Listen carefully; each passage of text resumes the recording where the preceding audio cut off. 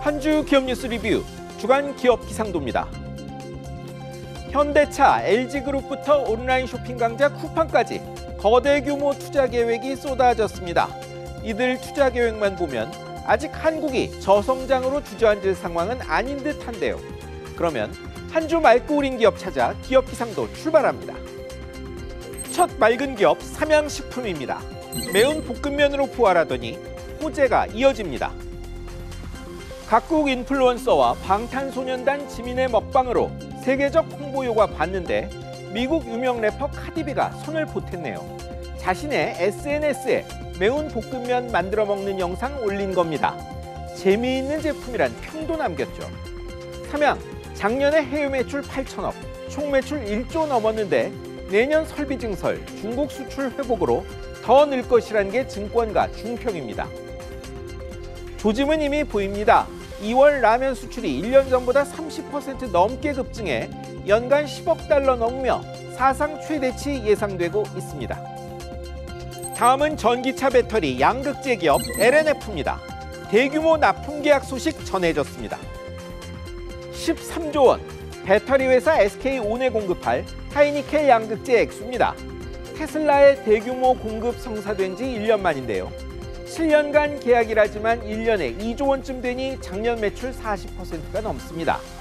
배터리 필수품 양극재는 배터리 용량과 평균 전압 결정하는 핵심이죠. 증권가에선 다른 곳에도 양극재 공급이 성사될 것이란 기대도 나옵니다. 2차 전지가 차세대 먹거리란데 아무도 토달지 않습니다. 다만 전기차 확산이 예상보다는 좀 늦을 것 같다는 점은 부담입니다. 이제 흐린 기업입니다. 한미약품그룹으로 시작합니다.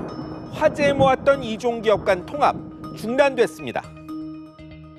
지주사 한미사이언스의 OCI그룹이 일대 주주되는 게 통합의 핵심골인데요. 주주총회에서 임종윤, 종훈 형제 사장 포함해 5명의 통합 반대 측 이사들이 송영숙 회장 측 후보 밀어내고 선임됐죠. 형제 측의 신주 발행 금지 가처분 신청 기각, 국민연금에 송영숙 회장 측 지지로 순조로울 것 같던 한지붕 두 기업 추진에 급제동이 걸린 겁니다. OCI는 직후 통합 중단 발표했습니다. 회사 공식 계획이 실패해 일단 흐린 기업으로 분류했는데 실적 기반의 맑은 기업으로 옮겨가는 일은 이제 새 경영진 몫입니다. 다음은 이마트입니다. 철옹성 같던 유통제국이 창사 이래 첫 전사 희망퇴직 받습니다. 작년 첫 영업 손실은 신세계건설 탓이라지만 본사 이익도 1,800억 원대로 재작년보다 27% 줄었죠. 그 결과 근속 15년 이상 과장급 이상 퇴직 희망받습니다. 이마트는 사업보고서에 저비용 구조를 통한 수익성 개선을 언급하며 인력 운영과 배치 최적화를 내건 바 있습니다. 당연히 노조는 이제와 직원을 폐잔병 취급한다고 반발합니다. 한 증권사에선 이마트가 온 오프라인 어디로 갈지 갈팡질팡했다는 혹평도 나왔죠. 전통시장 무너뜨린다는 비판 나온 게 10여 년 전인데 온라인과 중국 업체의 공격이 이렇게 매섭습니다. 이번엔 인터넷 동영상 서비스 티빙 보시죠. 프로야구 유무선 뉴미디어 중계 독점 계약했는데 야구 팬들 원성사고 있습니다. 작년까지 했던 통신 포털연합은 연 220억 원이었는데 티빙 측은 연평균 450억. 야구단들은 좋지만 문제는 시청자입니다. 시범 경기 때 세이프를 세이브, 2번 타자를 22번 타자라고 해서 빈축을 사더니 24일엔 진행 중인 경기 중계를 9회 초에 끊는 사고 있었죠. 송출 시스템 조작 실수란 사과에도 야구 팬들은 부글부글합니다. 팬들이 더 화난 이유는 5월부터 월 5,500원 내고 봐야 하기 때문이죠. 야구단이 더 받는 돈은 결국 야구 팬들 돈을 티빙이 걷어서 주는 겁니다. 마지막은 카카오 엔터테인먼트입니다. 관계사에만 음원 유통 수수료 싸게 해줬다는 연예기획사 신고에 공정거래위원회가 조사 착수했습니다.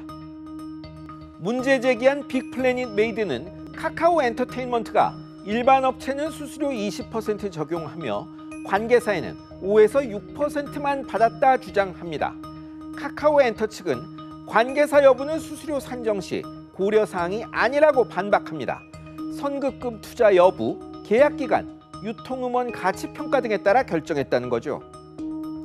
카카오, 카카오 모빌리티 등 조사, 수사 많은 상황에 부담 또 늘었는데요. 카카오그룹, 경영진 연임을 비롯한 최근 움직임 보면 상황 정면 돌파 나선 모습입니다. 중국의 요소 수급난 때마다 경유차 대란 벌어지는 건 막기 위해 정부가 요소 생산시설 짓는 기업의 지원을 검토합니다. 비단 요소뿐이겠습니까? 모든 것을 국내에서 만들 수는 없지만 싸다고 가깝다고 한쪽에만 의존하는 것은 위험을 떠안는 것입니다. 지금까지 주간 기업 기상도였습니다.